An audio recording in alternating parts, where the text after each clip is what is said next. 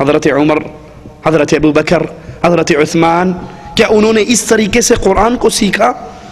جو کہتے ہیں کہ 8 سال میں سورۃ بقرہ یاد کی. پوچھا کیوں؟ کہا اس لیے ایک آیت پڑھتا تو اس پہ عمل کرتا، پھر اگلی آیت کو پڑھتا.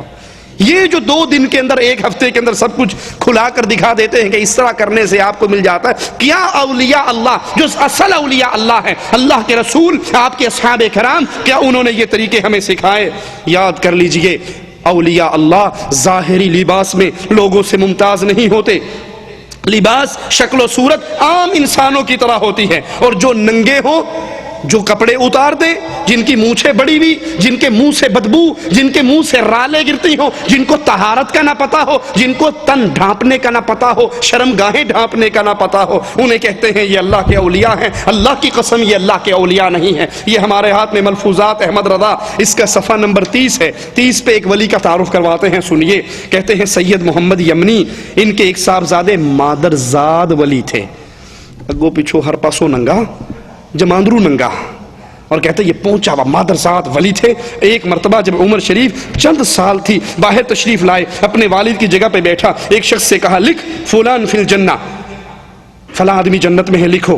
بہت سے نام لکھوانے شروع کر دی، لکھو فلاں جنت میں، فلاں جنت میں، فلاں جنت میں. وہ لکھتا رہا. ہن جہنم دی واری آئی، کہنا لکھ فلان فی النار، فلاں جہنم میں. تو اس نے اپنا ہاتھ روک لیا کہ جنت میں تو ٹھیک تھا لیکن جہنم میں تو نہ بھیجو. ہاتھ روک لیا. انہوں نے کہا لکھ.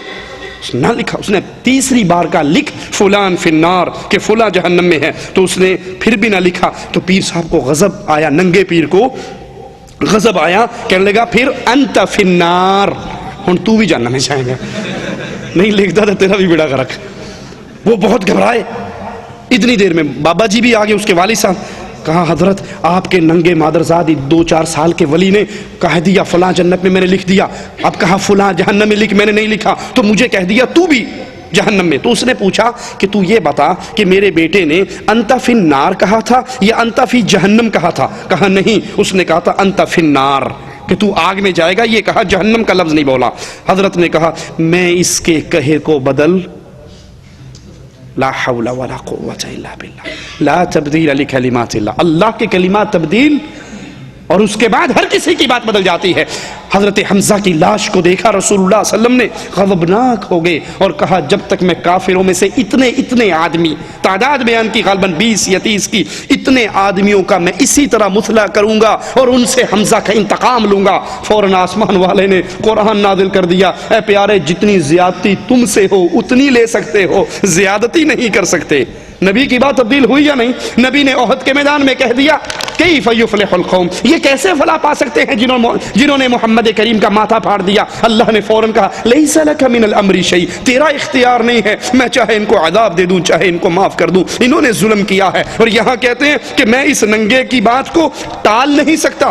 اب تیری مرضی ہے، چاہے دنیا کی آگ کو پسند کر لے یا آخرت کی آگ کو پسند کر لے. اس نے کہا نہیں، اگلی اوکھی ہے، اتھوں چھاڑ کے دیکھ لو مینوں. اسے آگ میں پھینک دیا، جل کے راکھ ہو گئے. اس لیے ان کو جلے ہوئے شہید کا لقب ملا.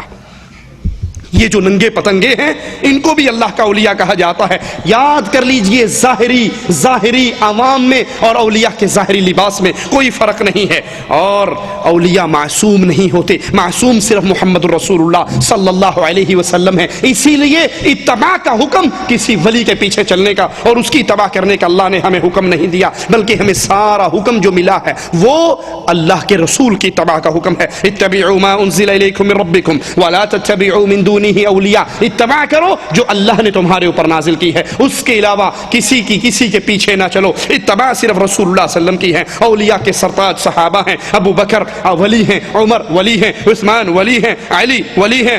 اور رسول اللہ صلی اللہ علیہ وسلم نے ایک بار نہیں، ان کی تعریفوں میں بے بہا حدیثیں ہیں. اگر ان اولیاء کی صفات کو بیان کرنا شروع کر دوں تو ہو سکتا ہے رات کا بڑا لمبا حصہ اسی میں گزر جائے. اور جو اللہ کے ولی نہیں ہیں ان کی ایک ہی بنیادی نشانی یاد رکھیے جو اللہ کے ساتھ شرک کی دعوت دیتے ہیں، جو غیر اللہ کو اللہ کا شریک بناتے ہیں، اللہ کی ذات میں، اللہ کی صفات میں، اللہ کی عبادت میں، وہ قطعاً اللہ کے ولی نہیں ہو سکتے۔ اللہ کے ولی وہ ہیں جو اللہ کی توحید کو مانے، رسول اللہ صلی اللہ علیہ وسلم کی اتباع کو مانے، قرآن کو پڑھیں پڑھائیں، جو قرآن سے روکے وہ اللہ کا ولی نہیں ہے۔ اللہ سے دعا ہے اللہ اپنی رحمت سے، اللہ اپنے فضل سے ہمیں اپنے پیاروں میں شامل فرما لے، ہمیں اپنے اولیاء میں شامل فرما لے، ہمیں جب تک زندہ رکھے توحید پہ رکھے، ایمان پہ رکھے، جب موت دے تو اس حال میں دے اللہ ہم سے راضی ہو، ہم اللہ سے راضی ہوں۔ اقول قولی ھذا واستغفر اللہ لی ولکم ولسائر المسلمین فاستغفروہ انہ هو الغفور الرحیم۔ دعوت الی اللہ کے لیے آپ حضرات سی ڈی اور کتابیں اپنے دوستوں میں عام کریں۔ جو حضرات ادھر ادھر بیکار میں پیسے خرچ کرتے ہیں، اگر اس میں سے تھوڑا سا پیسہ سی ڈی اور کتابوں پر لگائیں تو یہ آپ کے لیے صدقہ جاریہ ہے۔ رسول اللہ صلی اللہ علیہ وسلم کا ایک حدیث آپ کو سناتا ہوں۔ اللہ کے نبی صلی اللہ علیہ وسلم نے فرمایا ایک تیر کی وجہ سے 3 انسان جنت میں جائیں گے۔ ایک وہ جس نے تیر بنایا، تجارت بھی مقصد تھی لیکن جہاد کے لیے اس کا مقصد تھا۔ دوسرا وہ جس نے تیر خریدا، خود نہیں چلایا، پیسے بھرے خرید کے آگے دے دیا مجاہد کو جس نے اللہ کے راستے میں چلایا۔ یہ ایک تیر کی وجہ سے 3 بندے اللہ کی جنت میں داخل ہوں گے۔ تو آپ سی ڈی اور کتاب کسی کو دیتے ہیں، ہو سکتا ہے اس ایک سی ڈی اور کتاب کے ذریعے اللہ کسی کی ہدایت کا سامان کر دے تو جتنا ثواب انشاءاللہ اس کو ملے گا، اس کی ساری ہدایت کا ثواب آپ کے کھاتے میں آئے گا۔ بظاہر یہ 1-2 ریال 3 ریال کی بات ہے لیکن صدقہ جاریہ ہے۔ اللہ ہم سب کو عمل کی توفیق عطا فرمائے۔ ٹی وی پر آج کل مسلمانوں میں دینی سیریز دیکھنا عام ہے جس میں عورتیں غیر محرم مرد کی تقریر سنتے اور دیکھتے ہیں۔ کیا قرآن و حدیث اس کی اجازت دیتی ہے یا کیا ٹی وی کے پردے پر کسی کپڑے کے ذریعے آڑ کر کے صرف آواز سنائی جا سکتی ہے؟ بہتر ہے کہ آپ اس کو آڈیو سنائیں، لیکن اگر ویڈیو بھی آپ دکھاتے ہیں تو اس میں میرے غالباً یہ سوال پہلے بھی ہوا تھا۔ شیخ مقصود حسن فیضی حافظ اللہ کی پوری 2 سیڑھیاں ہیں اس موضوع پر۔ تو عورت اگر شہوت کی نظر سے نہیں دیکھتی تو انشاءاللہ کوئی حرج نہیں ہے۔ یہاں پر تھائی لینڈ لاٹری جو کہ عام ہے پورے سعودی عرب میں، عنقریب ہر خاص و عام اس میں مبتلا ہو رہے ہیں۔ یہ جو کیسی ہے، یہ لاٹری کا جو سسٹم ہے، یہ سود، یہ جوئے کی ایک قسم ہے جس میں کچھ کو کچھ ملتا ہے اور کچھ کو سارے پیسے اس کے ضائع برباد ہو جاتے ہیں۔ تو ان طریقوں سے بچیے اور حلال رزق کی کوشش کیجیے۔ منگنی کو کتنے سال تک شادی کے لیے روک سکتے ہیں؟ ہم تیسری کے چکر میں ہیں، آپ ایک ہی منگنی کر کے روک کے بیٹھے ہیں۔ جلدی سے شادی کرو فوراً، آج منگنی چٹ منگنی پٹ بیا، دیر نہیں کرنی چاہیے۔ یہ جو طریقہ ہے کہ آپ نے کہیں منگنی کر لی اور 2-2 4-4 5-5 سال گزر گئے، یا کہیں نکاح کر لیا اور 4-4 سال سے رخصتی نہیں ہو رہی، لڑکی اپنے گھر بیٹھی ہے، یہ طریقہ ٹھیک نہیں ہے۔ کوئی شرعی عذر ہو تو تب تو ٹھیک ہے، اور اگر شرعی عذر نہ ہو تو ایسے نہیں کرنا چاہیے۔ شادی نکاح کس طرح کیا جائے؟ شادی اور نکاح کے لیے رسول اللہ صلی اللہ علیہ وسلم کا فرمان ہے کہ کئی وجوہات سے شادی ہوتی ہیں، جس میں مال ہے، حسب و نسب ہے، خوبصورتی ہے۔ آپ نے فرمایا تم جب بھی شادی کرو دین کی بنیاد پہ شادی کرو، کسی کا دیندار ہونا دیکھ کر پھر شادی کرو۔ ایک اور حدیث میں ہے تمہارے پاس کوئی رشتہ آئے جس کا دین اور اخلاق تمہیں پسند ہو، پھر اس کا انکار نہ کرو کہ یہ انڈین ہے، یہ پاکستانی، یہ پٹھان ہے، یہ پنجابی ہے، یہ فلاں ہے اور یہ فلاں قوم ہے اور یہ فلاں برادری ہے۔ اگر تم ایسا کرو گے تو فتنے اور فساد میں مبتلا ہو جاؤ گے۔ کہ ہم کافر کو ناشتہ لا کر دے سکتے ہیں؟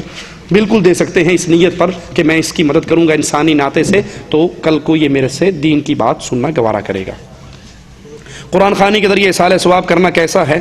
یہ بدعت ہے، اللہ کے نبی صلی اللہ علیہ وسلم سے ثابت نہیں ہے، اور کوئی بلٹی سسٹم احادیث سے ہمیں نہیں ملتا کہ یہاں سے آپ بلٹی کرواتے جو وہاں چھوٹتی جائے، سوائے وہ اعمال جو اللہ کے نبی نے ہمیں بتائے ان کا اجر و ثواب ملتا ہے۔ یہ درویشوں کو بلا کر یا گٹھلیوں پہ آیت کریمہ پڑھا کر فلاں کی روح کو مثال، فلاں کی روح کو مثال، یہ مولویوں نے کھانے کا دھندا بنایا ہوا ہے۔ ہاں، مردے کی طرف سے حج اور عمرہ کیا جا سکتا ہے۔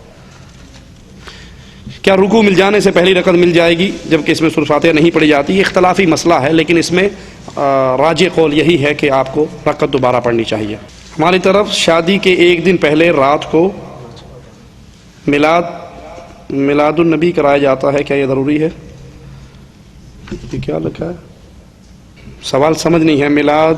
اگر میلاد النبی سے مراد ہے تو وہ دن منانا عیسائیوں کی مشابہت ہے، اللہ کی قرآن اور حدیث سے ہمیں اس کا علم نہیں ملتا۔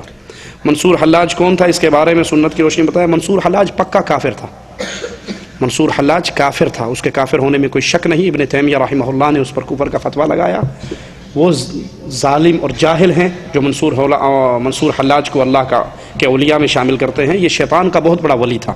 یہ وہ تھا جس نے کہا تھا انا الحق، کہ میں اللہ ہوں، اب میرے اندر اللہ حلول کر چکا ہے. تو حلول کا عقیدہ کفر ہے، حلول کا عقیدہ کفر ہے. فنا فی اللہ کا عقیدہ کفر ہے. اللہ عز و جل کی ذات الرحمن علی العرش استوى، مالک اپنے عرش پر ہے، وہ کسی میں حل نہیں ہوتا اور کوئی اس میں فنا نہیں ہوتا. لہذا یہ صوفیہ کا کفریہ عقیدہ ہے. اللہ ہمیں قرآن و حدیث کی سچی دعوت پہ عمل کرنے کی توفیق عطا فرمائے.